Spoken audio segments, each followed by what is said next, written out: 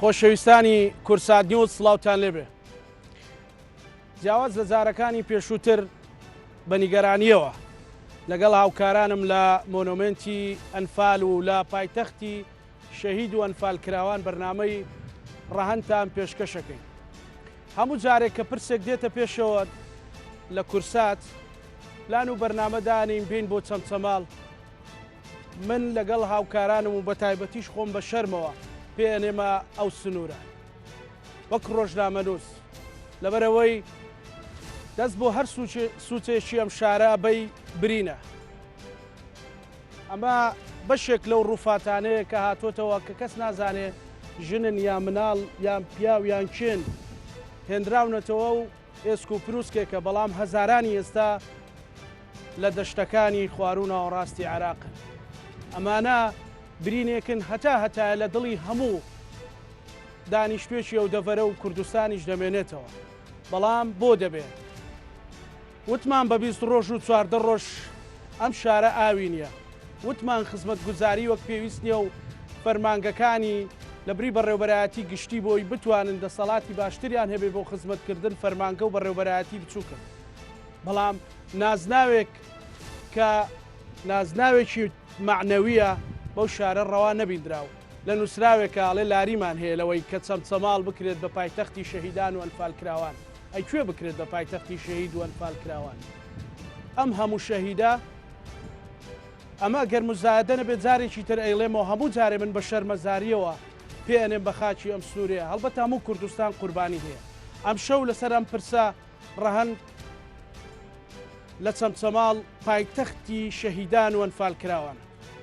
کورسات لە پایتەختی شەهیدان و ئەنفال کراوانە. هیچ بەرپرسێک بانگشتی بەرنامەکەمان نەکرد، بەڵکو کە سوکاری سەربەرزی شەهیدان لێرەن، دڵسۆزانی چەمچەماڵ لێرەن. هەمویان ماندوومان کردن، تەکلیفمان کردن، سوپاسیانەکەین. ئەمەوێ ئەوان باسی ئەوە بکەن کە ئەم شارە چییە، ئەم شارە و ئەم دەڤەرە چییە، بۆچی ئەبێ بەم شێوەیە و بۆ ئیهمالێ سەیری بکرێت. سوپاسدانەکەم هەمووتان جێگەی فەخر و شانازین. ئێمە فەخرتان پێوەکەین لە کورسات. سوپاسدانەکەم. ئێمە هاتوون بۆ خزمەتی ئێوە، نامەوێت ڕیزێک بەرپرس دابنێم و پرسیاریان لێ بکەم و ئێوە دوایی ئەمەوێت ئێوە قسە بکەن. فەرموون بۆچی پێتان وایە بۆچی لەناو هەموو کێشەکانی تر تەنانەت ئەوەش بە چەمچەماڵ ڕەوا نەبیدرا کە پێی بوترێت پایتەختی شەهیدان و ئەنفال کراوە. مایکت نزیکە. سڵاو ڕێز، ئێوارەتان باش. ئێوارەی بەڕێستە. سوپاسی کورسات دەکەینەوە و چەندەمین جارە چەمچەماڵی بەسەر کردوێتەوە. وەڵام من لەو شعرەی مامۆستا عەبدوڵڵا پەشێوی شاعیرەوە دەست پێ یەکەم کە وەفدێ ئەچێتە شوێنێ بۆ سەرگۆڕی سەربازی ون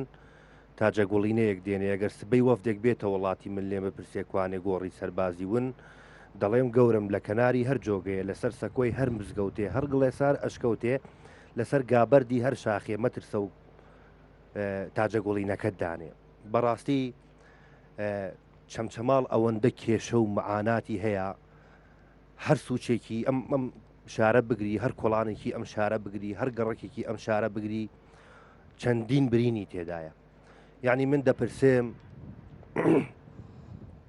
کۆمەڵێ شێت بۆ خەڵکی چەمچەماڵ و بۆ کە سوکاری ئەم شارە بەڕەوا نەبینراوە، سەرباری ئەمەش هاتوونە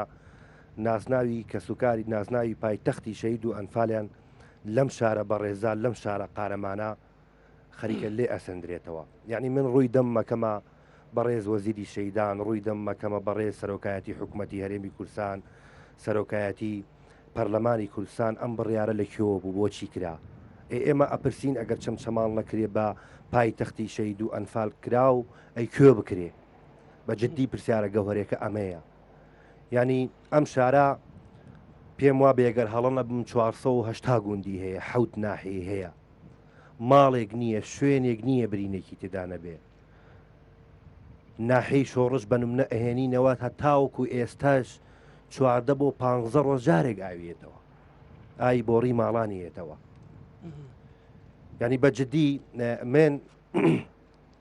ئەڵێم ئەم شارە بێکەسە، ئەم شارە خاوەنێکی نییە بەڕێوەی بەرێ. هەر لەم بەرنمەیە ئەمە ئەوە ئەسەلمێنێ لایەنێکی پەیوەندیردار ناتوە قسە لەسەر ئەم تەوەرانە بکە. بەجددی ئوستاز ئەم شتانە پایتەختی شەهید و ئەنفالکراوان بێ بۆ هەموو لایەنە بەرپرسەکان لە ئاستی باڵا بەڕاستی ئەجناوان بەشێکی زۆریان کاکابیل کاگڕەمە هاوکاریان تەمەناعەکەین ئەم جۆرە بەرنامانە دووبارە نەبێتەوە یعنی بەڕێستان چەندی جار هاتوون کوا کێشەکان کوا چارەسەر کراوە لەکوێدا چارەسەر کراوە کێ بەرپرسە لێی سپاس دەکەم من وێ ڕای دەستخۆشیم بۆ تەوەری بەرنمەکە تەوەرێکی جوانتان هەڵبژاردووە وە دیارە چەمچەماڵ ناسراوە بە شاری بەرخودان شاری هەڵوەستەکردن لەسەر هەموو جۆرە بابەتەکانی تر هەر بابەتێک بێت چەمچەماڵ هەڵوەستەی هەبووی تر لەسەر شارەکانی تر بێت چەمچەماڵ هەڵوێستی بوو و کاری خۆی کردووە ئەگەر سیر بکەین لە سەیری مێژووی شاری چەمچەماڵ بکەین یەکەم شۆڕشەکەی شێخ مەحموود لە بەردەقارەمان هەڵگیرسێنرا کە بەردەقارەمانیش سەر بە قەزای چەمچەماڵە و شۆڕشی ئەیلول یەکێک بۆ لەو شۆڕشانەی کە لە قەزای چەمچەماڵە دەتوانین بڵین سەری هەڵدا و لە قەزای چەمچەماڵەوە بەرەو ناوچەکانی تر بەڕێکرا و لە خۆپیشاندانەکانی ساڵی 1970 ئەگەر ئێمە باسی مێژوو بکەین لە خۆپیشاندانەکانی ساڵی 1970ەوە گەر بیگری یەکەم ناوچەکە خۆپیشاندانی تیا کرا دژی قافڵەی ئەنفال لە شاری چەمچەماڵا بوو لە شاری چەمچەماڵە وەکو ئوستاز باسی کرد لە ئێمە 480 گوندمان هەیە لە قەزای چەمچەماڵ بە پێی و توێژینەوەی کە مۆنۆمنتی ئەنفال لە قەزای چەمچەماڵ کردوێتی 480 گوندمان هەیە چواردە گوندی لە چواردە گوندی قەزای چەمچەماڵە 2600 ئەنفال کراومان هەیە 2600 ئەنفال کراو کە تۆ تەماشا ئەەکەی ئەمە جگەلەوەی لە قەزای چەمچەماڵەوە وەکو خۆ داماژت پێدا کە بێخزمەت گوزاریە بێکاریە دەتوانم بڵێم لە قەزای چەمچەماڵ ئەمە جگەلەوەی کە ئێمە داهاتێکی زۆرمان هەیە داهاتێکمان هەیە کە ڕۆژە یەکێک لە توێژەرانی بواری سامانە سروشتەکان ئاماژی بەوەدا کە لە ساڵەکانی ڕابردوودا ئاماژی بەوە داوتی لە هەموو جیهانە بەشی 57 ساڵ نەوت و گاز ماوەتەوە بەڵام دواتر توێژینەوە لەسەر نەوت و گازی قەزای چەمچەماڵ کرات بەشی 157 ساڵ ئەکات لە بۆ هەموو جیهان یعنی بۆ هەموو جیهان بەشی 157 ساڵ ئەکات یعنی ئەگەر سەیری بکەی قەزای چەمچەماڵ ژێری زێڕ و گەوهرە و یەک باوەڕ ناکەم یەک نەفەرێکی هەژار یەک نەفەرێکی شەهید و ئەنفال پشتی بەرکەوت بێ چەند لە شارەکانی تر کەسانی بیانی ئێنن لەو کۆمپانیانە دایانن کاریان پێەکەن کە ئەمە لە ڕووی لایەنی کارکردن و لە ڕووی لەو لایەنەوە لە ڕووی خزمەت گوزاریشەوە خۆتانە بینن کە لە قەزای چەمچەماڵە هەرێک لەم بەڕێزانە هەمویان خەڵکی قەزای چەمچەماڵن خزمەت گوزاریەکی ئەوتۆمان نییە ئەوەی کە بوترێت لە پای ئەو هەموو سامانە ئێمە خزمەت گوزاریەکمان هەبێ کە دەتوانی بڵێ کە ببێتە شوێنی گەشتیاری لە قەزای چەمچەماڵ ئەمە تایسە شتێکی وامان نییە سەر ڕای هەموو ئەم خەموو ناسۆرانی کە لە قەزای چەمچەماڵە هەیە دەبینی حکوومەت و وەزیرەکان دێن دەستکاری پیرۆزیەکانی ئێماکەن لە قەزای چەمچەماڵە بەجددی لا بردننی نازناوی پایتەختی شەهید و ئەنفال کراوان لە دەستکاریکردنی پیرۆزیەکانی ئێمەیە بۆیە ئێمە وەکو هاوڵاتیانی قەزای چەمچەماڵ کە سوکاری شەهید و ئەنفال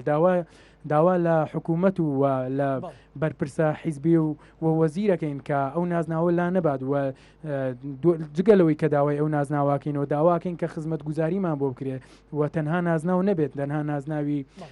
گەورە و بەبێ خزمەت گوزاری و بە بێگومان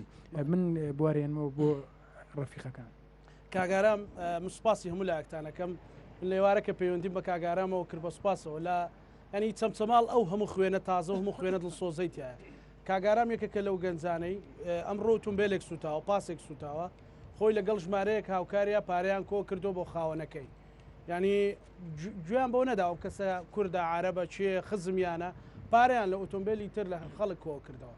ینی ئەم خوێنە ئەم دڵسۆزیە و حەماسەتە بەڕاستی کارەساتە ینی پشتگوێ بخری کاگەرا من سوپاسی تۆ هەموو هاوڕێکان دەکەم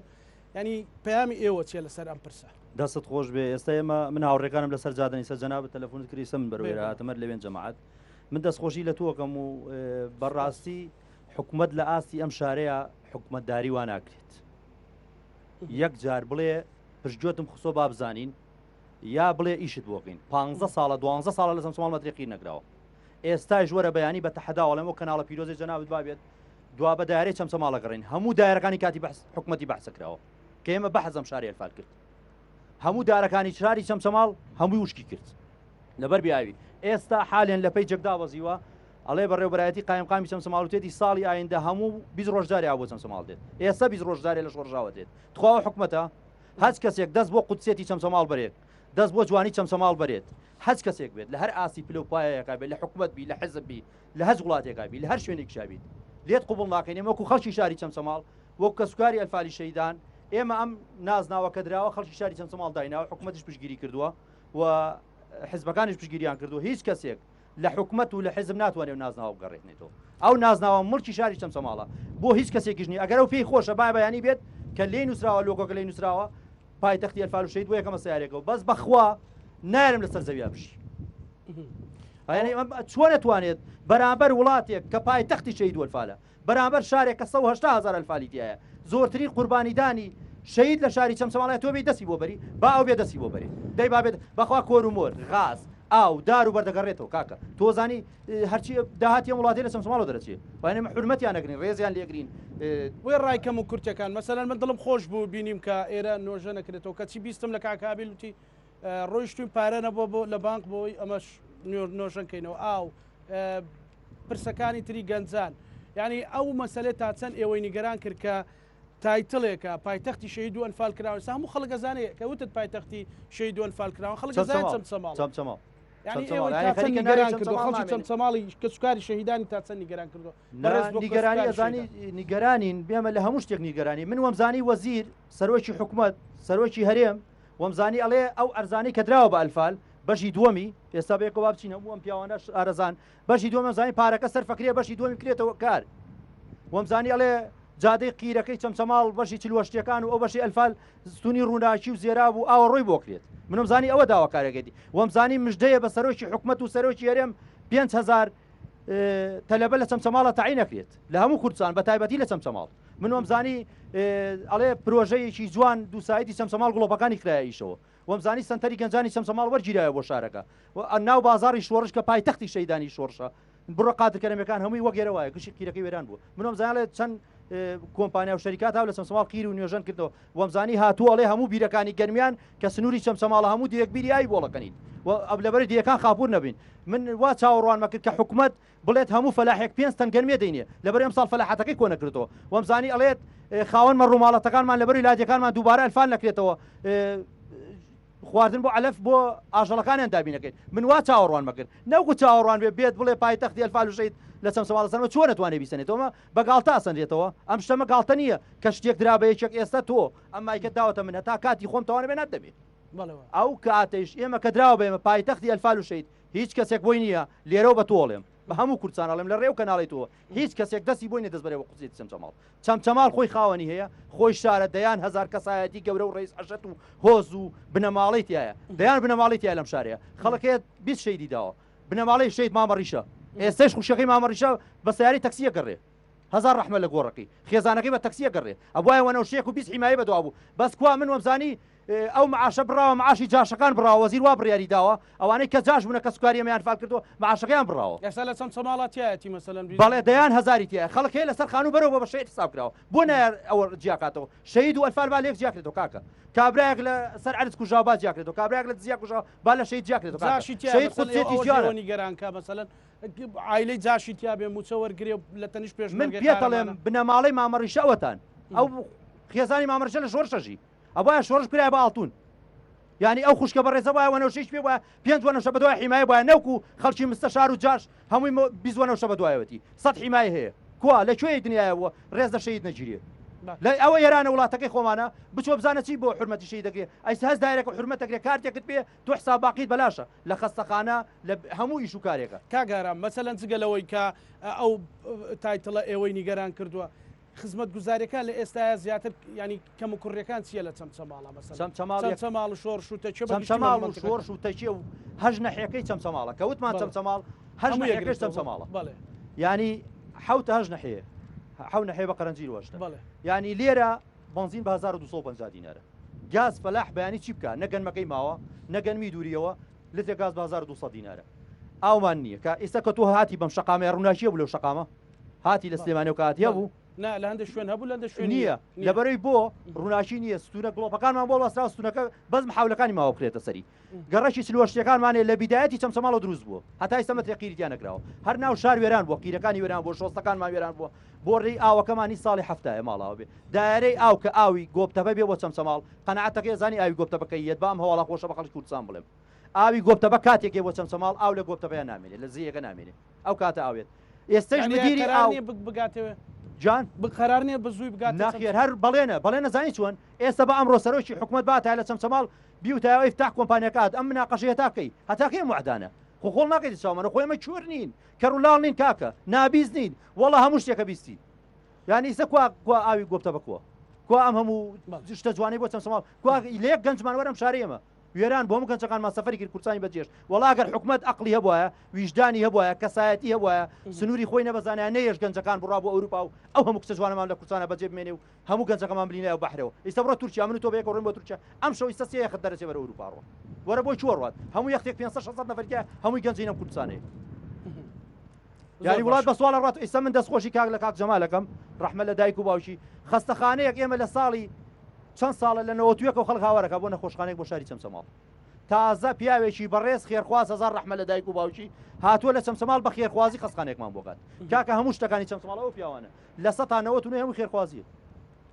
حکومەت بڕیاری داوا بیکاکە ئێستا وەستا پاریان بۆ سەر ناکرێت داوای لە خێرخواز کە ئێستا کرا بوو کارشێکش کرا بوو چاکرا وتە دەگەراوی گۆبتەپە و چەمچەماڵ ئەگەر بە خێرخواز بێکرێتەوە بەڵێ من داواکەم لە خەڵک هەموو ماڵێک وەرەقەیە بدەن ئاوی گۆبتە بە خۆمان ڕایەکێشین پێویستمان بە هیچ کەسێک نییە من ئەگەر زەخت هەبێت لەگەڵ برادران ئێستا کۆمپانیای ئەحمەد ئیسماعیل دەتوانێت ئاوی گۆبتە بەمان بڕای چێ بەبەلاش هەر بە هەدیە وەک چەمچەماڵ کۆمپانیایکی ئەڵمانی هاتووە ئەڵێ بۆ 15 ساڵ ئاوی گۆبتەبەتان بۆ ڕایکێشم دوای 15 ساڵ پارەکەم دەنێ بەقیس بۆ 15 دوای 15 ساڵ پارەکەم بنێ وایش بۆ ڕێگەتان بۆ ڕایکێشم هەست کەسێت دەستی پێ برد پێتەڵم لە فلانە کیلۆمەتر خەڵکی خەریک بۆ ڕێگەی توێ کاکە ئەم باخانە ئەم ڕجادەی کە تا تۆگەیتە تاسووجە ئەو بۆ ڕێگەر چل ئینج ئەو بێنێت بیستی ناگاتە چەمچەماڵ بیستی خەڵکاوەکەی دەکرد باخی پیاوەدا جادی پیاوەدا دەیان معمەل و شەریکاتمانێ لەو بۆ ڕێیان بردووە ئەی کوا یاسا لەکوێ کوا قانون لەکوێ بۆ کاتێککە من ئارام باسی حەقی ئەم شارە بکەمە گیرەمەکەم بەسزنەوە ئەی ئەم هەموو مافیا و گەندەڵە بۆ ناکرێت دەسزنەوە ئەی هەموو جادەی بۆ وێران بۆ چا ناکرێت بۆ ئەم پارەی سۆنەر و قەپانە بۆ چوە بۆ پارەکەنای لە خزمەتی شاری چەمچەماڵە دەرکرێت کوا لەکوێ بۆ کابرای کاتۆ لە پایتەختەوە هاتووە هەموو دوکانداری ئەم شارە خانۆ دێتە کرێمانی 100,000 بێ بدەیت ئەو ساڵانە پارە باجەکەی بۆ ئەو بۆ بەم شارە سەرناک بۆ شارەکەی خۆمان سەرف نەکرێت ئەوە دوو سایتێکمانەیە بۆ ئەلفالەکانە ڕۆی دوو سایدە کاتیشم زۆر کرد لە جەم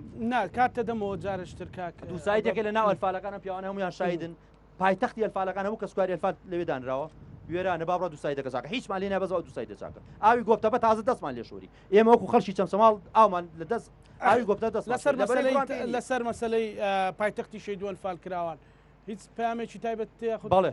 هیچ کەسێک بۆی نییە دەست بەرەوە پایتەختی ئەلفال و شەید من پێتەڵم لێرەوە خەڵکی چەمچەماڵ بە هێزی پێشمەرگەمان هێزی عسکەری هێزی خەڵکی مەدەنی بە چالاکوان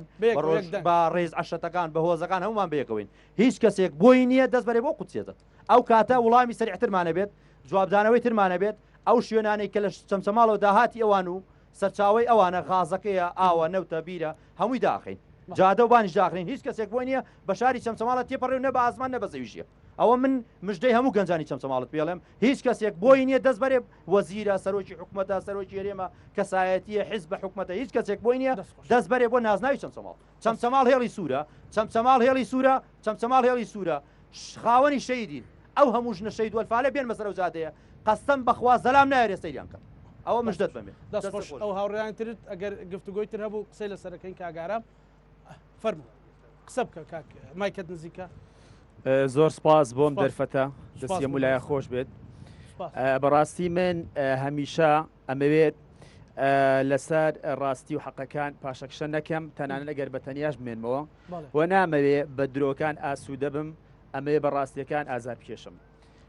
بەڕاستی ئەوەی کە من جۆم لێ بوو کاکزانە ئەم بە ڕێزانە کە قسەیان کرد کە تەوەرەکەمان زیاتر لەسەر لێسەندنەوەی ناساندنی پایتەختی شەید وەنفالی چەمچەماڵە بەڵام خاڵی جەوهەری گلەی و گازندەکان زۆربەی زۆری کەمی خزمەتگوزاری و پەراوێزخستنی ئەم شارەیە لە هەموو ڕوویەکەوە ئەتوانم بڵم ئێمە لە ئێستادا لە قۆناغیشی تری ئەنفال دەین کە باسی یاخود داوای ناسنامەی پایتەختی شەهید ئەنفالەکەین. بەڵام من ئەمەیە لێرەوە ئەوە بڵێم وەکو برادران جوانیان فەرموو دەستیان خۆش بێ و هەموو کەم و کوڕی و غەدر و پەراوێز خستنە لەم شارە هەیە. ئەم کەناڵی بەڕێستان کەناڵی دەسەڵاتە کەناڵی بەڕێز کا قوباد و کاک پاڤێڵە ئەمە لێرە هاتوون وەکو مێدیا بەڵێ مێدیا دەنجیەوە بگەێنین بە ئەوان دەستان خۆش بێ بەڵام خۆچاویان لێمانە دەنگمان ئەبێ ببیستن هیوادارم جوان لە دەنگمان بێت. ئەم هەموو گلەی و گازندێ هەیە ئەم هەموو کەم و کورتیە هەیە ئەم هەموو غەدر لەم شارە هەیە کە ئەکسەرێتی شەهید و ئەنفالی ئەم شارە لایەنگری یەکێتیە بە دڵنیاییەوە. بۆچی ئەم کێشانە چارەسەر ناکەن تاکی ئەم شارە چەوسێننەوە تاکی غەدرمان لێکەن. من وەکوتم پێ لە هەموو ڕاستیەکانەنم سەبارەت بە لێسەندنەوەی ناسنامەی پایتەختی شەهید و ئەنفالی چەمچەماڵ ئەگەر ئەمە دەستی وەزیری شەهیدانی تایە و بە ئیمزای ئەو ئەمە لەم شارە سندراوەتەوە غەدرێکی گەورەی لەم شارە کردو و ناحەقیکی گەورەی کردووە. بەڵام من ئەمێ ئاماژە بەوە بکەم خەڵکی ئەم شارە خزمەتی ئەوێ خەڵکی ئەم شارە 20 ڕۆژارێ ئاوی خواردنەوەی پێ نادرێت. باشە من خۆمیەکی بمە لەو ڕێکخراوانەی کە لۆگۆ یاخود لەوحەی پایتەختی شەهیدان ئەنفالکراوانمان لە دەواازەی شار و دەرەوەی شارداناوە 5 ساڵ پێش ئێستادامەناوە. ئەو لەوحەیە ئەو لۆگۆیە ئەو قەتعەیە 3 ساڵ زیاترە ئۆتۆمبیل لی داوە کەوتۆتە عەرزەکە کەس هەر چاکی ناکاتەوە کەس لێ هەر لی ناپرسێتەوە. بەڵام بەداخەوە ئەم شتانە زۆرجا بە موزایدە ئەکرێت و بە شێوازێکی تر بەلاڕێدا ئەبرێت. بۆیە من لێرەوە بۆ وەزیری شەیدان ناپاڕێمەوە لە کاتی یادی ئەنفالەکە لەم مۆنۆمنتە کرا ئەم شارە خۆڵ و خاشاک دایپۆشی بوو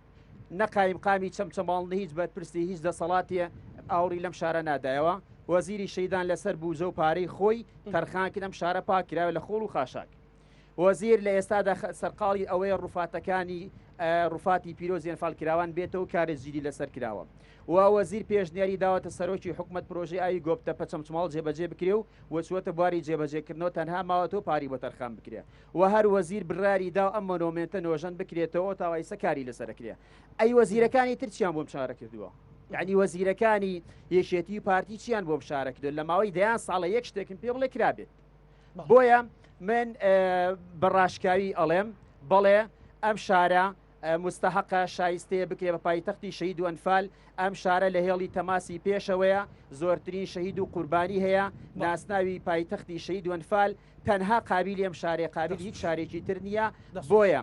عفومکە و لەگەڵ ئەوەشە من وای ئەبینم بە دەرەجەیەک دەسەڵات پەرلەمان وەلایەنەکانی تر ئەتوان لەسەر ئەم کەیسە قسە بکەن و ئەو ناسنامەمان وەکچی بۆ چەمچەماڵ بگەڕێنەوە. بۆ نمونە چەمچەماڵ کاکزانە دانیشتنی لەسەر شتی زۆر یعنی بێبەها کردووە بۆ نمونە دانیشتنی لەسەر ئەو وشە یاخود دەستەواژەی ڕێکەوت یا بەروار کردووە. چەند دانیشتنیشی کردووە کە وشەی ڕێکەوت بەروار بگۆڕدرێ بۆ ڕێکەوت. ئای ئەمە گرنگە دانیشتنی لەسەر بکە یا ناسنامەی پایتەختی شەهید و ئەنفال لەسەر ئەوە لەگەڵ تەلەفۆن بۆ پەرلەمانتارێکەکەم بەڵێ پێش بەرنامە پەیوەندیم پێوە کرد باسی ئەو معاناتانە یا ئەو پرسیارانەی جەنابەت کرد سەلمەخان ئەگەر بەڵکو ئاگای لە تەلەفۆنەکەی بێ و جوابمانداتەوە بەردەوام بە تاو جواب. بەڵێ ینی بەڕاستی ئەوە گرنگە لەسەر ناسنامەی پایتەختی شەهید و ئەنفال دانیشتن. سەلمەخان سڵاوت لێبێ ئەم کاتەوە باش سەلمەخان بەڕێزی سەلمەخان من لە ناو بەرنامەم لە پایتەختی شەهید و ئەنفال کراوان پێشتر تەلەفۆنم بۆ کردی وتم بەرنامەمان هەیە بەڵام بڕیار نەبوو تەلەفۆن بۆ بکەم. گلەی یەک هەیە کە ئەم بابەتی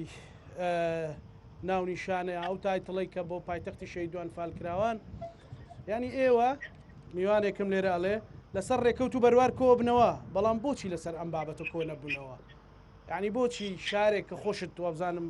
خەڵکی ئێرەیت و کسە شەهیدیت بۆ ینی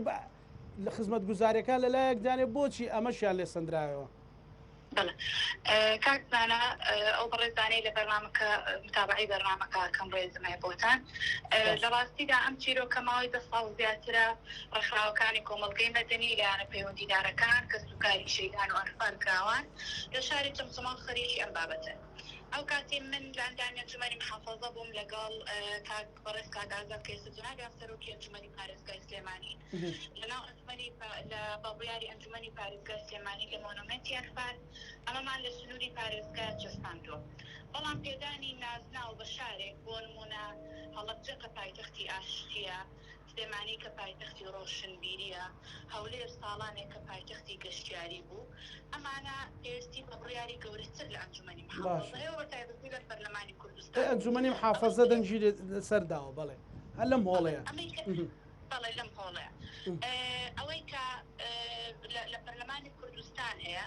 پێویستە کاتۆ پرۆژە بڕیارێک پێشکەش بکەیت بۆ واژەی بۆ کۆکەیتەوە ڕێکارە قانونیەکان. ئەوەی کە ئەم ڕێزانە باسی ئەەکەن کە پایتەختی شێت و ئەنفالە ئەمە شتێکە هەمومان لە ناخی خۆمان ناسی بێتین، بەڵام واقعەتەن ئەمە نەبووە مەسەلەیەکی قانونی، چونکە مەسەلەی قانون پەیوەندی بە پەرلەمانی کوردستانەوە هەیە. بۆچی نەکراوە بۆچی نەکراوە بەڕێز سەلمە؟ بەڵێ لە خولی پێشترا بڕێستاڵحبەکەوان زۆر هەڵیان لەسەر مەسەلێدا بەداخەوە ئیشەکە نەڕۆشتە بواری جێبەجێکردنەوە.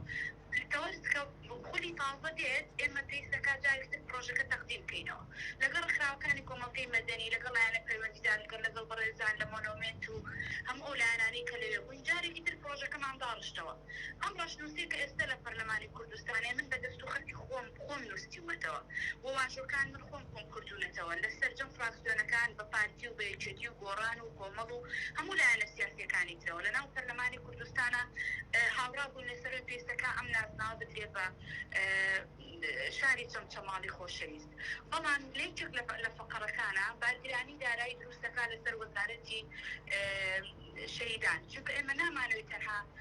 چوار دێر بێ بەبێ ئەوەی هیچ ئەرکێک یاخود هیچ پاشخانێکی نەبێ لەسەرەوەی کە بتوانێت کارەکانی جێبەجێ بکات. بۆ نمونە ئێمە لە مادەکانە پرۆژەکەم بۆ جەناب ناردووە و دواتر پێم خۆشە بۆ ئەو بەڕێزانی بخوێنیتەوە. ئێمە لە پرۆژەکەی باستیەوەمان کردووە کە پێویستەکە حکوومەتی هەرێمی کوردستان لە بودجێ وەزارەتی شەهیدان بودجێک دابیر بکات بۆ ئەوەی کە پایتەختی شەهیدان لە وڵاتان چۆن دەخوازێ هەموو ئەو پێداویستی و خواستانە لەو شارەیە جێبەجێ بکات. مثلا لە کۆڕ و کۆنفرانسە لە کۆبوونەوە یعنی ئێستا ئەوەی کە تۆ بە داچونت کردووە سەلمە خان لەبەر بودجێ کە ڕەت کراوەتەوە بودجەکە سێریکە ئێستا من دەمە قسەکانم تاڵکەم ڕێکم بە کورتی بێ مەمنونە بم لە ڕاستیدا ئەم بابەتە ئەبێ حکوومەت ڕەزامەند بێ و بە تایبەتی وەزارەتی شەیدان ڕەزامەند بێ لەوەی کە ئەم بودجێ بۆ پایتەختی شەیدان ئامادەکە یاخود نا. بەڵام بەداخەوە وەزیری شەهیدان پرۆژەکەی بە کۆی گشتی ڕەت کردوتەوە بەپێی پەیڕەوی ناوخۆی پەرلەمانی کوردستان هەر بەر بڕیارێک هەر قانونێک کە بارگرانی دارایی لەسەر حکوومەت دروستەکە بۆی ئەم بڕیارە لە دوجارە بچێتە بواری جێبەجێکردنەوە، چونکە ئەیبێنەوەیە کە تۆ قانون پەرلەمان قانونێک دەکات حکوومەت جێبەجێ نەکات بۆی ئەو تەفاهمە هەیە لە بینی حکوومەت و پەرلەمانە هەتاوەکو ئەو لەحظەیەش کە ئێمە قساکەین. لەبەرەوە مەسەلەکە تەنها وەزیری شەهیدانە کە من بۆ خۆشم دەیڵێم بەداخەوە پێم وایە و ڕای من و ڕای زۆربەی خەڵکی تریش وایە کە وەکو تۆڵەکردنەوەیەک وایە لە مەراسیمی چواردەی چواری ئەم ساڵکە لە شاری هیچ بە تۆڵە ئەڕوا ئەم هەموو کە سوکاری شەهیدە چی بکات چۆن نەبێشتیوە ناخۆشە کە هەر وەزیرێک لە هەر شارێک ڕوبەڕوویە دۆخێکی ناخۆش بێتەوە، بەڵام نابێ ئەو دۆخە ناخۆشانە تەسیر لە قەرارەکانی بکە. جگە لەوە من حەزەکەم بە خەڵکی چەمچەماڵ بڵێم ئەگەر نازانم تەلەفۆنەکەم ئەو بەڕێزانە گویان لێ یاخود لە جەنابەت دەکەم پێیان بڵێ لەوەی کە من مەترسی ئەوە نییە کە مثلا يعني مدرسەکەم لەوە گەورەترە جگە لەوەی جەنابی وەزیر و حکوومەتی هەرێمی کوردستان چکە شتەکە دوجارە بێت بە بڕیاری حکوومەت چکە لەوەی وەزیری هەرێمەوە بۆمان هاتووەتەوە، یعنی ترسەکە لەوەی ئەم نازناوە بدرێ بە شوێنی تر بە مەنتیقەی تر بە جێگەی تر کە لە چەمچەماڵ بە تەواوەتی يعني لە دڵی خەڵکەکە شابیستمەوە لە ڕاستیە. بەڵێ سەلمە خان هیوادارم ئێوە بە دوواداچوونی باشتر بکەن زیاتر بکەن ورتر بکەن. بگورە سوورە لەسەر بڕیاری خۆی، بەڵام بڕیارەکانی خۆی پێویستەکە حکوومەت موافق بێ لەبەروی ئەم بابەتە باهزبەتی پارە و بودجەی تێدایە و پێویستەکە وەزارەت موافق بێ لەسەر ئەوەی ڕەزامەت بێ لەسەر ئەوەی کە ئەم ڕەپارێ بۆ مۆنومنتی ئەنفال یاخود بۆ پایتەختی شەید و ئەنفال دابین بکە. بەڵام کە وەزیر ئەڵێن لای کەم وڕەتی دەکاتەوە و حکوومەتی هەرێمی کوردستان نووسراوی ڕەتکردنەوە ئەنێرێ پەرلەمان سەڵاحیەتی ئەوەی نییە داخڵی بکاتەوە ناو جەرسەکان لەبەرەوەی حکوومەت دوجارات پێوەی پابند نابێتەوە. بۆیە من داواکارم ڕێکخراوەکانی کۆمەڵگەی مەدەنی کە سوکاری سەربەزی شەیدان و ئەنفال کراوان لایەنی پەیوەندیدارەکان سوور بن لەسەرم بابەتە بە هەمانگیکردنیان لەسەر لەگەڵ وەزارەتی شەیدان ڕاکەی خۆیان بگۆڕن. بەڵێ سپاس دەکەم زۆر سپاس دەستخۆشی لە یەکەم سوپاس مەمنون پێش بەرنامە من بۆ زانیاری تەلەفۆنم بۆ کرد بەڵام لەسەر ئەو قسەیە ئەمە وردەکارێکی بۆ گەر بە کورتی بێ بەڵێ کاکزانە ئەفونکە من ئەمێ جوابی ئەو قسانی بەڕێ سەلمە خام دەمەوە من دڵنیاتانەکەمەوە وەزیر نەدەسەڵاتی تۆڵەکردنەوەی هەیە نەدەسەڵاتی ئەوەی هەیە ئەم یاسایە جێبەجێ بکە بەڕاستی ئەوە لایانی ترە کە بیر لە تۆڵ ئەکەنەوە باسی یادیەنفالی کرد لە دوای ئەوە وەزیر هیچ کاردانەوەیشی نەبوو کە سوکارەشی کە لێرەش هەر هەڵوێستیشان نواندووە بە خوشک و کە سوکاری خۆی وەسفیانی کردووە بەڵام ئەوە لایانی ترە بیر لە دەسەڵات بیر لە تۆڵە ئەکاتەوە بۆ نمونە لە یادی ئەنفال لە وەزیر بەردەباران کرا دەسەڵات لێرە بوو هیچ هەڵوێستێکی نەبوو بەڵام کاک ئارام کاتی دوو جار چۆیە سەر شەقام داوای مافی ئەم شارەی کرد سێ جار دەستگیریان کرد تێگەی ئەمە ئەو عەفوم کە خوا یەک خاڵێکم باوە یەک خاڵێکم ما بووم بوورە وەکو باسم کرد دەسەڵاتی ئەم وڵاتە بە دەرەجەیەک لای یەکێتی و پارتی و پەرلەمانە و من پێم وا بێ پەرلەمان تا ئێستاکە کەیسی ئەنفالی بە جینۆسای نەناسانەوە ئیشی لەسەر نەکردو تۆ خۆت ڕێز لە ماف و داواکاری خۆنەگری خەڵک چۆن ڕێزی لێ بگرێ ئەفوم کەم ماوەیە پێش سوا بمبورە ماوەیە پێش ئێستا ئەو خاڵم پێمە بڕە ماوەی پێش ئێستا باسی هەناردەکردنی غازی کۆروم وەرکرا بەڕێز کاک پاڤڵ تاڵەبانی وتی مەگەر بەسەر لاشەی منات تێپەڕێت ئێستش داوای لێکم بۆ ناسنامەی پایتەختی شەید ئەنفال هەمان هەڵوێستی هەبێ پشتگیری ئەکەین بە ئەو ناسناوە بۆ چەم سماڵ بگەڕێتەوە دەست خۆش بێ ئەو بەڕێزە دێمە لای هەمووتان با پەیامەکان کورتترکەین بەڵێ بەخێراتنی کەناڵە بەڕێزەکەدانەکەم ئێوە بەخێر بێن من وەکو تاقانێکی ئەنفال بەس خۆم دەرچوومە پایتەختی شەید و ئەنفال ئەو نازناوە لە چەمچەماڵ ئەسەرنەوە ئەیدەن بەچۆ هەموو کوردستان شایەنێ بەڵام لە چەمچەماڵ شایەنتر هەیە قەیناکە ئێستا سەلمەخان گوێم لێ بگوتی بەترسیەوەمان هەیە کە چەمچەماڵی بسەن ببینین بە شوێنیشتر ئەی بۆ وەزیری شەیدان ئەگەر بە شوێنیشتری بدەن ئەتوانێ بەرپرسیاری دیالگری ئەی بۆ چەمچەماڵ ناتوانێت بەرپرسیاری دیالگری ئەمە پرسیاری یەکەم بڵێ ئێمە من خۆم بە حساب لە گەڕەشی ئاسوود دەدانیشم لە سیازدارەکان تا ئێستا نە ئاو نە ئاوەڕۆ تاقانەی ئەنفالشم چەند ساڵ پێ ئێستا این محافظی ئێستای سلێمانی هاتووتی دێم کۆڵان بە کۆڵان ئەگەڕن تا ئێستا نهاتوە خۆم لێرە پرسیارم لەکە گوتم وەرە بزانە گەڕەشی ئاسوودەیە یان ئەوە دیکە ئەنفال کراوە ئەمە پرسیاری یەکەمم پرسیاری دووەمم 170 ڕوفات تا ئێستا لە توعادلی بەغدایە نەهاتوتەوە چەند ساڵە لێویە با سامپڵی خوێن وەرگن حەج سنووری ئەڵێ هین ئێمەیە ئەو کاتە چوار کەس سامپڵ وەرگێ ئەزانێ هیچ سنووریەکە بەسەر سنووریەکە دەست خۆش بێت ئەمە دەست خۆش بێ سوپاسەکەم ئەو کاکەی لای خۆت بۆی ما کە بگوازنی ئەو میحوەرەش باو بەڕێز قسە بکات بەڵێ سپاس بۆ کەناڵی کورساتی بەڕێز من هەر لێرەوە لە مۆنومێت و شەید و ئەنفالەوە سەر ڕێز بۆ سەرجەم شەهیدان و ئەنفالکراوان دانەوێنمانە کاک زانێت گیان مەسەلێکی کوردی ئەڵێ نازانن چوون بۆ ڕوش سمێڵیشمان نایەبانیوانە من بۆ خۆم پێم وایە ئەو بڕیاری ڕەتکردنەوەی ئەو نازناوەی کە بە چەمچەماڵ بەخشراوە هیچ کەم لەو بڕیارە کەمتر نییە کە بڕیاری ئەنفالکردنی 1970 و کاولکردنی ئەهەموو گوندە دراوانە سنووری چەمچەماڵ من دیەکەی خۆمان ڕێگە لێرە زۆر نزیکە لە ساڵی 64 شەید دەدات دش بەڕژێمی بەعز شاری چەمچەماڵ خاوەنی شەید مامڕشەیە کە دژی بەعز جەنگاوە خاوەنی لیواشێرکۆیە کە لە شەڕی داعش شەید بووە خاوەنی نازانم لە جەلەمۆرد نازانم دێکەگەر ڕەنگە لێرە من بەشێکیان خاوەنی چەند ئەنفالن هەتا ئەگاتە قەیتول و هەم منتیقانەوانە من حرمەتم بۆ هەڵەبجەی شەهید و نەحی ڕزگاری و هەموو شار و شارۆچکانی تر ئەگەر بێی سەیری گۆڕستانەکان چەمچەماڵکەی بەسەریا بچی ڕەنگە ئەتوانم بڵێم گۆڕستانەکان لە 160 گۆڕی شەهیدەکانەوانە ئەی باشە چەمچەماڵ ئەو نازناوەشی لێ بسەنەوە کە پێشنیار وە تازە نەچۆتە بواری جێبەجێکردنەوەوانە ئەی چاوەڕێکی لەم حکومەت و لەم کابینەیە بکەینەوەوانە ئێمە عینی بەتەما بووین دەستخۆشی لێ بکەین لە ئەنجامی ئەوەی کە پێشتر بەڕێستان سەردانیێرەتان کرد پرۆژەی ئامان بۆ جێبەجێکەن پرۆژەی باشتر بۆ ئەم شارە جێبەجەکەن بەڵام بەداخەوە ئەوان دوک نەکرد ئەویان نەکرد هەڵسان ئەم پێشنیارش کە هەبوو ئەمەش ڕەتەکەنەوەوانەوانە بۆیە شاری چەمچەماڵێکێکە لەو شارانەی خاوەن زۆرترین شەیدە خاوەن زۆرترین دەستحەیە هەر کاتێ ڕوبەڕوونەوەی بەعز بوو بێ شەمچەماڵێکێکە لەو شارانەی هەتا پرۆسەی ئازادی 2023 بەردەوام شەهیدی ئەداوانە بەگژی بەعسا ئەچوانە هەموو هێزی پێشمەرگەی کوردستان ئەتوانم بڵێم لە 16 هێزی پێشمەرگە کە ڕوبەڕووی داعش بوونوانە خەڵکی ئەم شارە بوونوانە کاتێ لە بەرەکانی جەنگ کە لە کاتی بەعز ئەگەر لە هەر قۆڵێکۆ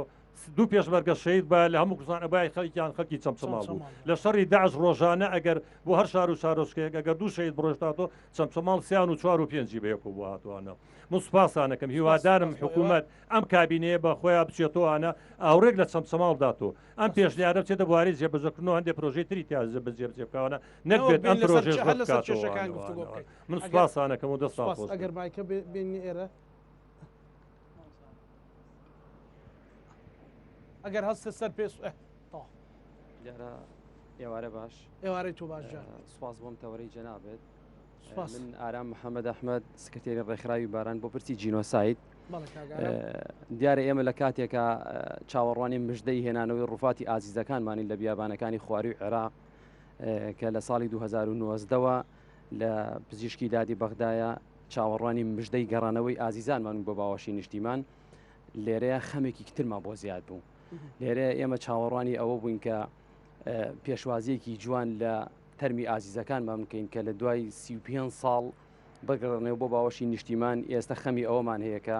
چۆن نازناوێک نازناوی پایتەختی شەهیدان و ئەنفالکراوانە کە لە ساڵی 2015ەوە کۆبوونەوەی ئەنجومەنی محافەزەی سلێمانی لێرە بڕیاری لەسەر ئەوەداوە و بەرزکراوەتەوە بۆ پەرلەمان و لە پەرلەمانیش خوێندنەوەی یەکەمی بۆ کراوە لەگەڵ ئەوەی کە جەنابی وەزیری ئێستا بەڕستکاک عەبدوڵڵای حاجی مەحموود یەکێکە لەو کەسانی کە واژۆی لەسەر ئەم نازناوە کردووە کە لە کۆی 58 ئەندام پەرلەمان کە سەلمەخان ئاماژەی بۆ کرد جەنابی بە زنجیرەی 52هەمین ناو ئیمزای لەسەر ئەمە کردووە و هیچ لارێکی لەسەری نەبوو پێم سەیرە ئێستا مافی ڤیتۆی بەکارهێناوە بۆ ئەوی کە ئەم نازناوە بۆ چەمچەمان نەدرێ یا بدرێتە شارێکی تر لەگەڵ ئەوەی ئەو کتابێک کە وەزیری هەرێم بەڕێز دکتۆرە ڤالا ئاماژەی پێکا کە هەموو ناوچەکانی هەرێمی کوردستان قوربانی داوە ئێمە سەری ڕێز و نەوازش بۆ سەرجەم ناوچە مەرگە ساتبارەکانی کوردستاندا ئەنوێنین لە ئاست قوربانەکانیانە چی هەڵەبجە بێ چی گەرمیان بێ لێرەوە هەتاوەکو ئەگاتە زاخۆ بارزانەکان بێ هەر شوێنێکی تر بێ سەری ڕێز و نەوازشدانێن و لاریمان لەوە نیە بەڵام زۆرترین ڕێژەی قوربانی چی شەهید و چی ئەنفال و چی جینۆساید لەم سنوورەیە ئەم نازناوەش تەنها نازناوی معنەوی نییە نازناوێکی مادیە لەگەڵەوەی بودجێکی بۆ تەرخان بکرێت لەگەڵ ئەوەیشە پایتەختی ئاشتی بۆ هەڵەبجەیە پایتەختی ڕۆشنبیری بۆ سلێمانیە پایتەختی سیاسی بۆ هەولێرە پایتەختی گەشتیاری بۆ دهۆکە ئەمانە هەر هەمووی هیچ کێشەیەکی لەسەر نێو ئێستا ئەو پرۆژانەی لەسەر لەو شوێنانەیە ئاکرێ بودجێ بۆ تەرخانەکرێ خێرە بۆ پایتەختی شەهیدان و ئەنفالکراوە هیچ شتێک نەکرێ دووبارە سوپاس بۆ جەناب ئەگەر پەیامەکان کورتکەنەوە بۆی هەمومان قسە بکەین ئەو با ئەو بەڕێزش قسە بکە فەرموو با پەیامەکان کورتترکەینەوە سوپاس فەرموو بە خێراتنتانەکەم زۆر سوپاس بۆ کورسات دوای ئەوە با مایکە بدەمەوە باش کە لە خەمی چەمچەماڵا بوو سوپاس ئێمارێکمان من ڕەخنەکەی من بۆ تەواوی حکوومەتە ینی بە تەنیا وەزیر نا وەزیری بڵێن دکتۆر ڤالەڤەری دیژ نابووایە بچوایەتە سەرڕێی ئەو هەمان شتی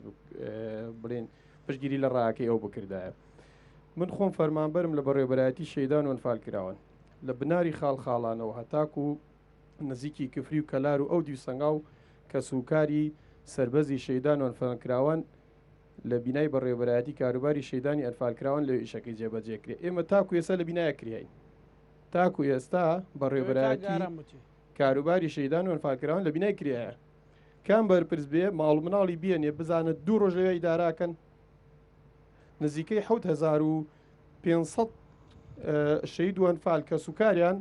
لەو بینایە ئیشیان جێبەجێکرێ بە نزیکەی 16 شەهیدی شەڕی داعشمانێ ئەوانیش بە هەمان شێوە هەموو ئەوانەی کە لێرە نم بە ڕێزانە هەرێکە و خاوەنی بیرروبۆچوونی ئایدێ جیاوازین بەڵام لەسەر چەمچەماڵ هەمومانێکین من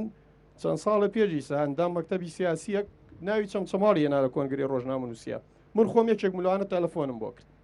تەلەفۆنم بۆ کرد هەتاکو ئیعتیزار بێنێتەوە داوای لێبردن بکات ئیسێش داوا لە جەنابی وەزیرەکەم بێتە شاری چەمچەماڵ وەکو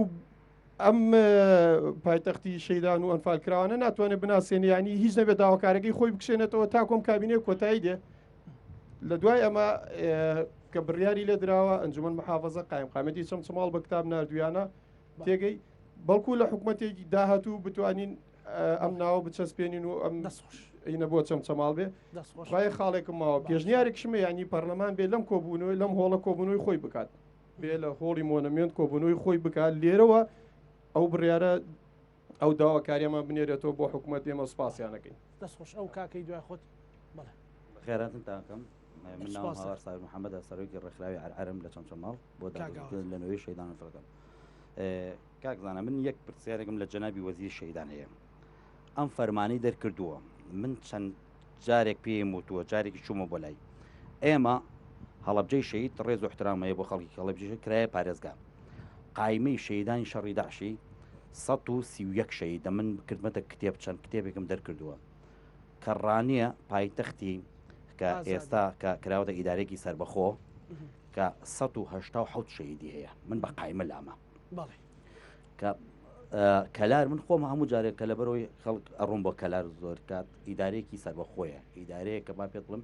80 شەیدی شەڕی داعشەیە چەمچەماڵ بە تەقتەینا 78 شەیدی هەیە بەس چەمچەماڵ بێشکەم لە ناوچەکانی تر با پێت بڵم بێشکەم لەوانەیش کەوا بێتە سەرمەوە اینجا لەلایەنی قایمی ترەوە قایمی شەیدان قایمی ئەنفال بەڵام بۆ هۆکەی چییە ئەڵێ بات چەمچەماڵ نەبێتە پایتەختی شەیدان ئەنفالکەوە من داواکارم لە وەزیری شەیدان بە زووترین کات ئەو ئەمزایی خۆی بکشێنێتەوە ئەو نووسراوی خۆی بکشێن لەبەرەوەی خەڵکی چەمچەماڵ لە توانایانە نەما لەمە زیاتر قوبڵ ناکات لەبەرەوە ئاو پڕ بێ لێ ئەرشە دەسپاس ئەو کاکە هەستە سەر پێ برە ئێوارتان باش باش زۆر سپاس بۆ دەرفەتە هەر لێرەوە بە وەزیری سەری ڕێز و نوازش بۆ سەرجەم شەیدانی کوردستان بە داوای لێبرنەوە منۆک و خۆم ئەسەن بە وەزیری هەر نازانم بە وەزیر ئەڵێم 3200 وارسی ئەنفالم نازناوی بە ئێمە داوە 3141 شێرەژن کە پیاوەکانن ئەنفالە ئەم نازناوی بە ئێمە داوە 5344 منداڵی بێباوک ئەم نازناوی بە ئێمە داوە 844 منداڵ هەن کە باوکیان ئەنفالە ئەو نازناوی بە ئێمە داوە و هەفتا شەهیدی شەڕی داعش ئەم نازناوی بە ئێمە داوە نەک وەزیر نەک پەرلەمان نەک حکوومەت ئەم نازناوی بە ئێمەدا بێت تاکو لێ ئێمە بسەنێتەوە ئەم نازناوە لە دڵی ئێمەدایە لە دڵی هەر تاکێکی کە سوکاری شەیدی ئەنفالە بە تایبەتی لەم سنوورە باش گەڕەکێکمان هەیە گەڕەکی ئاسوودە بەناو ئاسوودێ باشە من لایەنە پەروەردەیەکی قساکەم باسی لایەنە پەروەردەیەکی یەکەم 3672 قوتابی لەو گەڕەکەی هەیە لە دوو بینایە باشە هیچ خزمەت گوزارێک لەو گەڕەکەدا بوونی نییە هەر لە باخچەتەوە 180 تەلەبەی منداڵ بڵێن منداڵی باخچەمان هەیە لە خانوویی 200 مەتریدایە تاچە هیچ خزمەت گوزارێک بۆم گەڕەتە نەکراوە دیارە بەعام لایەنە پەروەردەکە لە سنووری چەمچەماڵدا زۆر خراپە گەڕەکی قادرکەرەمانەیە کە سەرجەمی کە سوکارەکەی شەید و ئەنفالە بە هەمان شێوەی ژوێرانی هەموو بیناکەی بینای سەردەمی حکوومەتی بەحسەکە لەو کاتدا دروست کرا و سوپاس ئەو کاکە بە کورتی بێ سوپاسەکەم ئێوارەتان باش باش من ئەمەوە بە وەزیر بڵێم کە چەمچەماڵ سرە ڕای ئەوەی کە هاڵسا نازناوی شەهیدان و ئەنفالکراوان لە چەمچەماڵ بسەنێتەوە دایکی شەهید دایکی ئەنفالکراو کە سوکاری شەهید و ئەنفالکراو لە خانووی کرێ ئاژێن ئێستاکە کە سوکاری شەهید و ئەنفالکراو وای لێ هاتووە دەستپان ئەکەنەوە لە خەڵک تاکو یارمەتیان بدەن بژێوی ژەمێکیان دابین بکەن ئەوانەشی کە ڕێگا خۆشکەر بوون بۆ ئەنفالکردن و شەهیدکردنی ئەو کەسانە بە 22 و بە 39 بە حیمایە و بە پارەی دنیا غەڕق کراون کە سوکاری شەهیدان و ئەنفالکراوان بەو شێوە پشتگوێ خراون کە دەست لە خەڵکی پانەوە بکەن زۆر سپاسان ئەو کاکەیە سەرەتا سپاس بۆ کورسات لەسەر تەوەری قسەمان نەکردێمە من لە بواری خانوبەری ئایشەکەم 130 ئەم شارە نووسرا بۆ فرۆشتن ئێستا پارەت پێ بێ ئەتوانی 130 ئەم شارە چۆڵکەی بە ئامار بە دەقیق لامە تەنها لە ماوەی 6 بۆ 7 ڕۆژە هۆکارەکەی نەبوونی ئاو یەکەم نەبوونی ئاوە یان چواردە ڕۆژارێ ئاو دێ کەسابەت لەم شاریان نییە کاقوبات مۆڵەتی هەفتەیەکی دا بە بەڕێبراتەکانی سلێمانی ئەی بۆ نەهات سەردانێکی ئێرە بکە قوتابخانەمان هەیە 190 بۆ 95 تەواو بووە تاو نەبووە تا ئێستا ئەوە 3-4 ساڵ بۆ 5 ساڵە بێ ڕاگیراوە گەڕێکی ئاسوودەمان هەیە وەکو ئەو برادەرەوت ئاسوودە ئەو بەشەی نا ئەو بەشەی کە تەوزیع کرا و خەدەماتی گەڕێکێکی گەورەیە هەمووی تەوزیع کرا و ئێستا 25 گڵا بۆ 30 گڵاکە ینی 3000 دلارەکە پارچەیەک زەوی لە هەموو کوردستانە هەیە پارچەیەک زەوی 200 متری بە 3000 دلار بێ لە هەموو کوردستانە نییە ژێر ئەرز بان ئەرزی هەموو خەدەماتێکی دەرچوو خوران نەما سلفەی ئەنفال بەشێکی من کەسوکارم ئەنفال نییە کەسوکارم شەهید نییە بەڵام دڵم بۆیان ژانەکە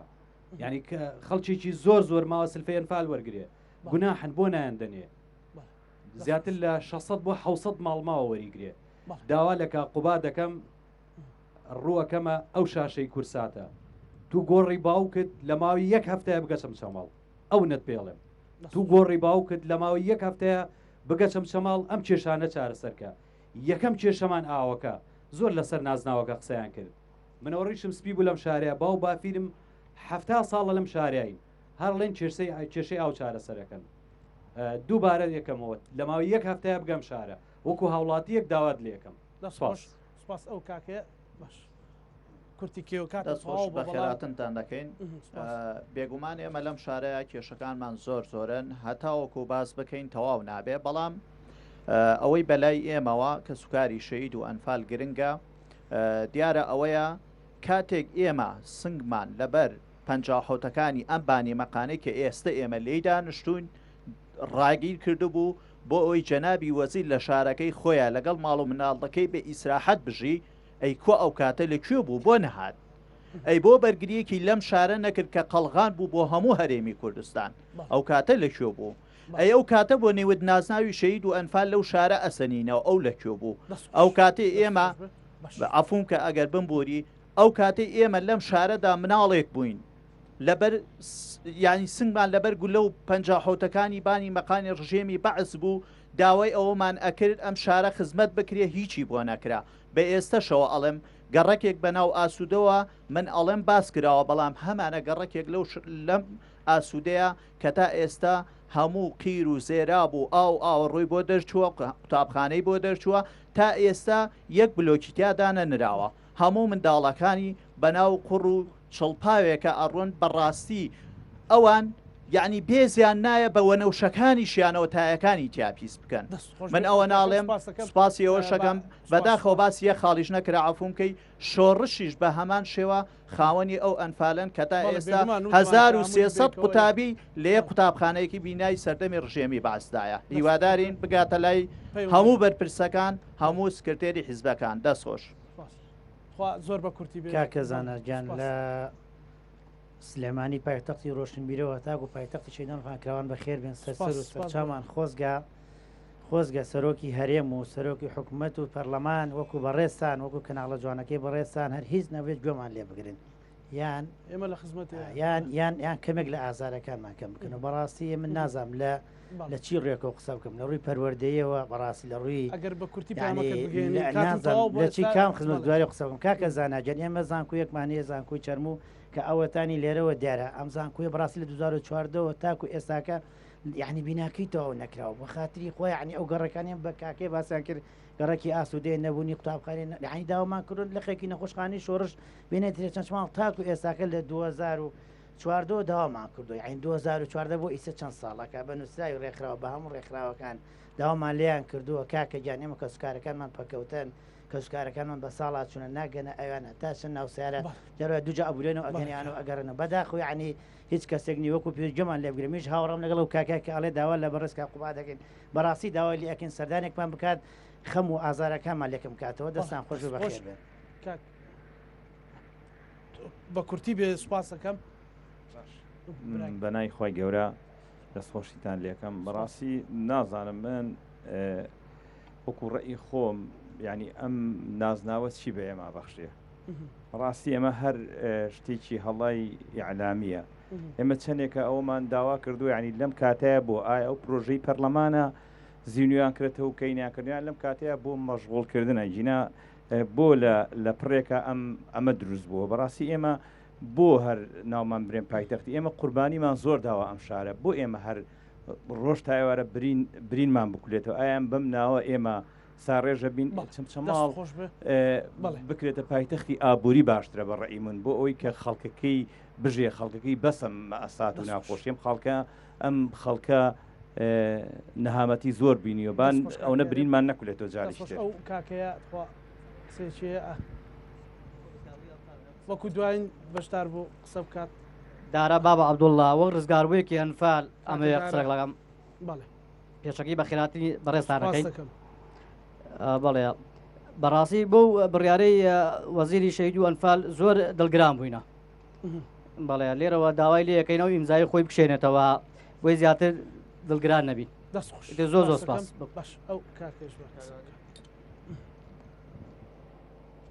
کاک زانە دەستان خۆش بۆ خۆش چەماڵ ئەگەبیری بێ لە بەرنامی پێشوا بێ وتی چەند چەماڵ سزا درێ فعلێنەوە بینیمان سزا درا چەمچەماڵ ئەوە پێشەنگە لە قوربانیدان لە شەڕی داعشات چەمچەماڵ قەڵغانی پاراستی کوردستان بووە چەمچەماڵ پێشەنگە لە ئەنفال لە قوربانیدانە بەڕاستی غەدرێکی زۆر لە چەمچەماڵە کرێ من لەسەر پایتەختەکە قسە ناکەم برادران زۆر قسەیان کرد 171 ڕوفاتی ئەنفال کراوە 3 ساڵە لەسەر ڕەفە لە بەغا کەوتووە هەتا ئیسە یەک بەرپرسی کورد نەچۆ بڵێم ڕوفاتانە بابێتەوە بۆ کوردستان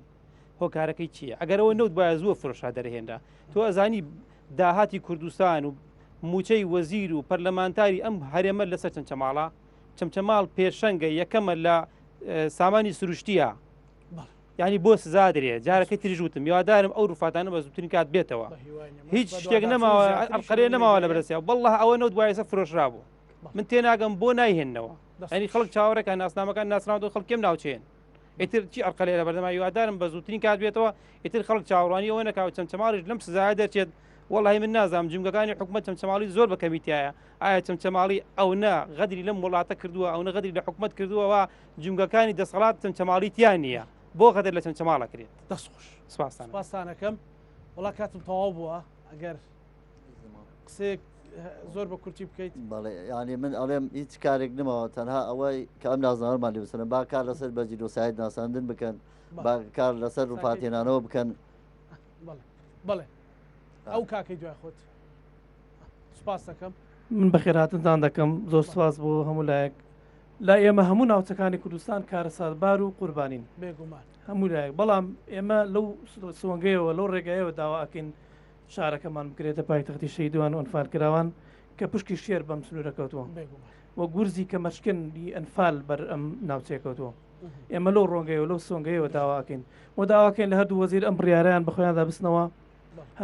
هەرچەنێ بێ هەچۆنێ بێ بریاڵەکان ڕابگرن من کە دانیشتوو یەک گوندم گوندێک لەم لە سنووری قەزای چەمچەماڵە گوندی جەلەمۆر تەنها گوندی جەلەمۆر خاوەنی 480 قوربانی ئەنفالە باشە ئەم ناسنامەیە لێرە بسنرێت و بەشوی ئەدرێ وەکو ئەم برادرانە باشە کرد ینی تاخە گوندێک 480 ئەنفال بێت لە سنووری چەمچەماڵە ئەبێت چ شوێنی کە شایستی ئەم ناسناوە بێ دەستت خۆش بێسانەکەم سپاسە گەرمای کەمان بدەنەوە کاک ئارام بڵێ باسی نەحەی تەشیەکەی ختامی بەرنامەکە تۆ بیکە باسی نەحەی تەشێت بۆکەم لەم ڕۆژانەی پێشوە پێشەوەی کە من تووشی و کێشەیە بم لە تەچێ ئیشمانە کرد گەڕەشێک کراوە بە خێرخوازی خان و قوڕەکانی بێڵێن لە تەچێ چەند ماڵێک پاریان کو کردو خەڵگاوکاریانی کردووە کۆڵانەکەی خۆیان سەب کردووە کاتی خۆی و خان ئەو کۆڵانەی ئەو منتیقەی تەشیە خان و قوڕەکان لانکەی پێشمەرگە بووە لانکەی شۆڕژ بووە لێوە هاتوونە چالەشیان کرد چونە دەرەوە و گەڕاونەتەوە بۆیە ئێستا ئەو منتیقەیە هەر قوڕە خانەکان شەر قوڕە یعنی تا ئیسەیس خزمەت گوزاریش پێ نەگەشتوە خیری بۆ نەکراوە سەبی من داواکەم لێرەوە هیچ نەبێت بێن بەس خزمەت گوزاریەکان بکەن خۆ داوای معاشیان لێ ناکەین داوایان لێ ناکەین ئەی بۆ نایەن سلفەی زەواز بخەنەوەیش خۆم پارێ هەرە درێتەوە خەڵک پارێ قاری لایەن پارێتێتەوە بۆ چوەچێت پارێ سلفەی زەواز وەرەگیرێتەوە لە گەنجان بۆ چوەچێت بۆ نایەن بیخەنەوە کار ینی بۆ لە گەنجەکەی ئەم هەموو وڵاتە بەجێ بێت ئەم هەموو ئافرەتەمان خوشکانە چاوەڕوانی زەواز و زەواز نەکرێت کاتم تەواو بوو زۆر سپاس بۆ کاکاران بۆ هاوڕێیان بۆ ئێوە بۆ ئێوەی سەربەرز بۆ ئێوەی دانیشتووی پایتەختی شەهید و ئەنفال کراون خوشک و براوەزیرەکان بەرپرسەکان کە هاونیشتیمانێکی ئەو وڵاتە دڵبریندارێکی ئەو وڵاتە ڕەخنەتان لێگرێ نەدەستی لە پشتە و نە ئێوێ وە دوژمنیشتانە بەڵکو ئەوێ زیاتر بتانهێنێتە سەرخەت و خزمەتی بکەن نازناوێک پێویست ناکا بە سیاسی بکرێت ئێرە هەموو شەهیدە کە سوکاری شەهیدە هەموو کوردستان خوێنی لێ چۆڕێ بەڵام ئەگەر ئاسوودەیەک ئەدا بەدلی کە سوکارێکی شەهید بۆچی ئەمە ئەو ڕژێن وەکو کاک هەرێموتی کە لە بری خزمەت گوزارێکە مەشغوڵیان کەن بەم بابەت لە پایتەختی شەهید و ئەنفال کراوان ڕەهەن پێشکەش کرایەوە هەمولایەکتان ئەمانەتی خوای گەورە.